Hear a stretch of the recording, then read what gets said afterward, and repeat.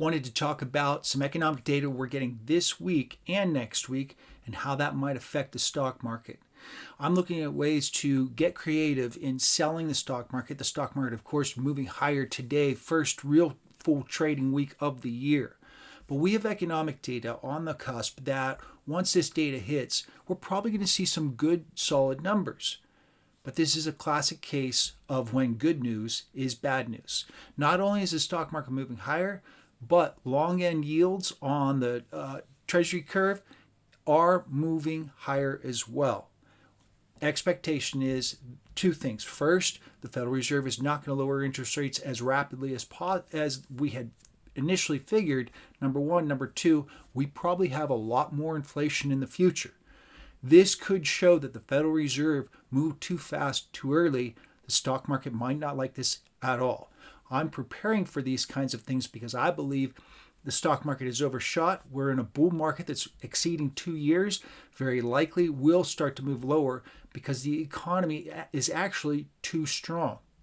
This all prior to what Trump could do to the economy with tariffs across the board for just about every nation, isolating this country via tariffs, which will wear down the economy because personal incomes are only finite and we can only afford so much.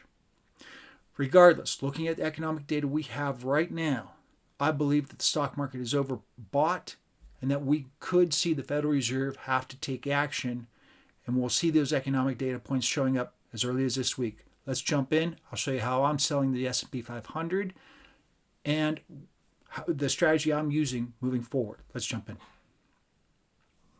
Here's a look at the S&P 500 SPX. This index, as you can see, we're nearly erased when the Federal Reserve stated we're likely to not lower interest rates as fast as we expected just prior to the holiday break. I have been pounding my chest for over a year now saying the same thing. This economy is too strong. The Federal Reserve isn't quite there. And I believe they moved a little too early, too fast, in that we're probably going to pay for that in one method or another. Taking a look at this on a bigger sort of outlook here, you can see the S&P 500 has been pushing higher since about 2023. I mean, we've been on a solid bull run since early 2023. You could call it late 2022 in September, October, when we saw a bit of a sell-off there. But since then, it's just been moving higher and higher, exceeding new all-time highs. We look like we're going to push it again. One of the reasons, the money supply. The money supply continues to grow at a very rapid pace, and I've got that chart here in just a second. As we get more and more and more money in the system via fractional banking, via banks sitting down and lending money out, creating new money, this pushes the economy forward. Companies will borrow that money, start investing in the future because they believe the price they're paying now for interest will be exceeded by the profits they could make. So they start to hire. Those new hires start to spend. Price pressures rise. The Federal Reserve has not hit its 2% target rate. In fact, we're starting to see evidence that the inflation rate is moving higher. Friday, we get non-farm payrolls. My expectation for non-farm payrolls is that it's going to be a good number. That's bad news because it consistently shows that this economy continues to expand rapidly. And the Fed has not hit its inflation target yet. They moved too fast. Now they could make some moves, and I'll show you in just a second. Here's the yield on the 10-year. We're pushing 4.65. We're at 4.62 on the 10-year. 10 years is a good sort of happy medium between the 20 and 30 and the 2. So this is your benchmark investing rate. The 4.62 right now currently is a pretty solid number for benchmark. When you look at stocks, you have to ask the question, what yields could you possibly get on these stocks given price to earnings future versus, in comparison, the 4.62. Now, if you bought in at 4.62 and the Federal Reserve had to push forward and sort of crunch up the economy a little bit, forcing it to slow down somewhat, interest rates eventually would lower So that 462 looks real ripe versus stocks that could fall. And a lot of these stocks are yielding less than 462. They're at, say, 375, 36, maybe as high as 4. But a lot of them are lower than that, close to 3%. So your risk to reward ratio is skewed heavily. Investors are going to be looking at the 462 and say, that's a guarantee. That's the U.S. federal government. 462, I can get that right now today. Versus a stock market that the Federal Reserve might have to step in and pull slow down the economy somewhat. Again, it all leads to the money supply. Here's a look at the non-farm payrolls for right now. My expectation and the expectation a lot of economists are looking for is a pretty robust number. Will we hit 250? If we clear 250, bond yields would skyrocket. Stock market would plummet. Would we hit that? There's a lot of reason to believe that that's a possibility. More likely, probably 175 to 225 is a good mid-range, and I try not to bet too much on that. What I try to bet on when I get involved in the market is volatility, that there will be some move, that we don't really know what's going to happen, and because of that, the stock market is set up to move sharply. Here's a look at U.S. unemployment rate. The unemployment rate kind of trickled a little bit lower off of some highs from the previous quarter. This shows, I think Biden had 3.21, whereas Trump might have been at 3.3. Basically, we're at near all-time lows on the unemployment rate. And of course, Trump was literally January prior to COVID. He hit his all-time low for unemployment, and then all of a sudden COVID hit, and the very next month it was a massive jump higher. But Biden's unemployment low was back in 2022. We used to consider 5% full employment. So these numbers right here at 4.1, that's very low. It shows that there's not much transitional unemployment, that if you lose a job for whatever reason, or you decide to just transitionally move forward, there's enough employment opportunities out there to move forward. And this after a few hurricanes did a lot of damage to the economy on the East Coast in certain areas. We're still seeing robust growth in these numbers. The money supply. I continually look at the money supply. The rate of growth of the money supply tells us the rate of growth of the economy. The rate of growth of the economy, of course, dictates inflation, employment, the stock market. So the Federal Reserve has lowered its holdings themselves. When COVID hit, of course, they started inventing money out of thin air. And you can see the big jump higher. They have reduced their balance sheet significantly. At the same time, however, commercial banks have been increasing their holdings and lendings. And because of that, the money supply is continually moving back upward. Here's a look at the exact same chart, but on a year-over-year growth rate. You can see we're still below median, but we're moving up sharply, very sharply. Because of this, the Federal Reserve is going to have to do something. Now, one thing they can do is actually reduce their balance sheet faster without moving interest rates. And that could be a positive move. Because if the commercial banks are stepping in and lending more and more, and the Federal Reserve removes faster and faster their own balance sheet, this gives them sort of wiggle room to maintain a near median growth rate of the money supply. As of right now, not quite there. We'll see how that plays out. This will take 2, 3, 4, 6, 9 months to continue to see where this goes. All of this is prior to Trump's tax cuts and tariffs, which will have huge negative effects on the economy. We're about to hit the debt ceiling, I think in just a couple days actually, so we get to deal with that. The debt ceiling itself, this is something that the Trump administration really kind of wants to push under the rug. Simply put, his tax cuts will create a bigger deficit. The tax cuts go to corporations. So he's raising that via tariffs, the difference. So individuals, consumers, are basically going to get taxed for consumption to pay for corporate tax cuts, moving money from one pocket to another. Consumer incomes are finite. There's only so much that the consumer can sort of maintain. Eventually, that will wear the economy down. Now, I'm not so 100% certain on what he's going to do with his actual tariffs. We'll see how that plays out. Inflation and the growth rate of the money supply, they go hand in hand. As the money supply continues to grow, you see companies continually adding to their payrolls, which adds to individuals in the economy spending. If the pace is too fast, price pressures start moving back upward. So you can see how closely correlated core PCE and the M2 money supply growth rate are.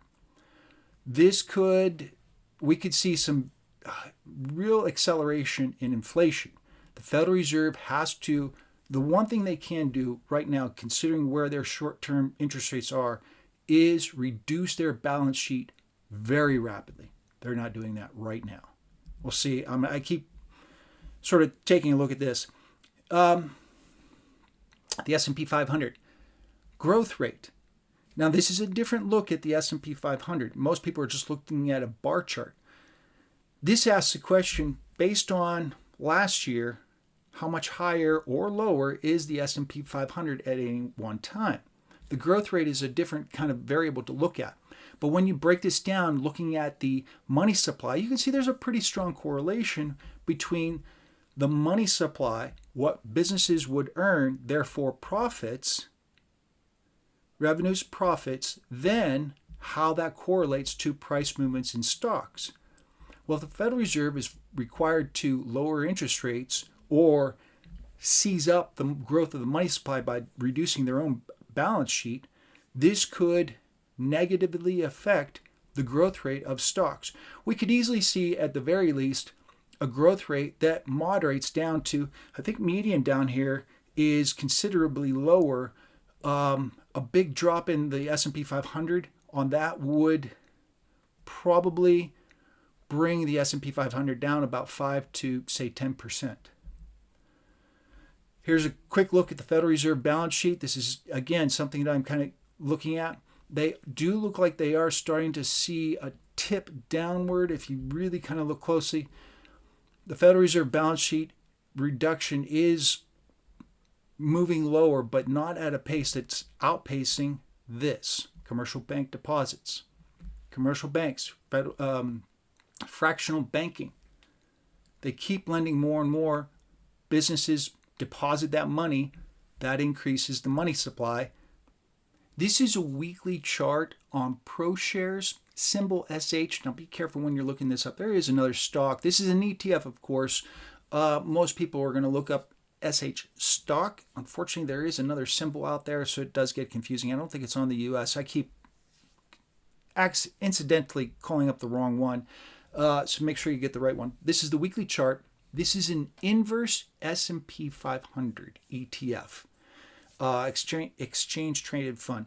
This one, I believe, has the ability to really kind of accelerate. Maybe we see a solid 60 to 65 number, and it could happen as early as, say, this week. And this is one of the things I'm looking at. I'm looking at 40. It's at 41.48. I think was a quote I just saw recently. I keep looking at the 41 puts to sell this week, trading at about 15 cents. Not a big potential there. But if you look at the 40, the number 40 down there, again, my belief from an economic standpoint, when you start putting all the pieces together, this could easily move back upward.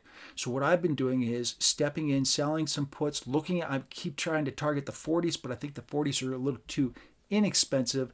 I'm looking at some other possibilities with buying 40 and selling 41 on the puts, but at the same time buying outdated calls, maybe 2 weeks out when it comes to these particular calls, because I believe given this week, Friday, with non-farm payrolls and unemployment rate, and next Wednesday, inflation numbers, CPI, PPI comes out on Tuesday, CPI comes out on Wednesday. Those two numbers are going to reiterate that this economy continues to move fast, growing rapidly.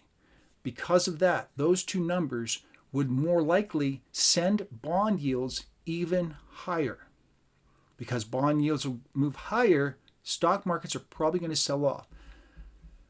On the one hand, economic growth moving upward is a good thing. On the other hand, too much of a good thing is a bad thing. And I think we're at that point right now. The Federal Reserve needs to balance where it is right now. But then there's the Trump factor. We don't know exactly what he's going to do. He says day one. He just mentioned Europe last night, 2 nights ago, whenever that was. This would be an eventual catastrophe for the U.S. economy. Initially, the Federal Reserve may have to pivot and raise interest rates yet again. So we'll see how that plays out. He could just be talking. We don't know. Regardless, moving forward without that information, I'm looking at SH, the ProShares short S&P 500. It's the inverse S&P 500. I'm looking to get in with some options. I may buy some outright as well. We'll see. Today's what, Monday? I'll probably be pulling the trigger Wednesday and Thursday, getting ready for Friday into next week as well. We'll see where it settles out in those next couple days. But, and I stress this is one of those things, hit it and quit it. Inflation, interest rates, the people who are running this want their cut. They just did a stock split on this. I think it was a reverse split, actually. This continually moves lower. And if you look right around 2020, it wasn't that big of a jump. But go backwards in time and think about what happened in 2020 with the stock market. That was a huge sell-off, but then a huge rally. This inverse, proportionally, when you look all the way back to 2009, it's a little different.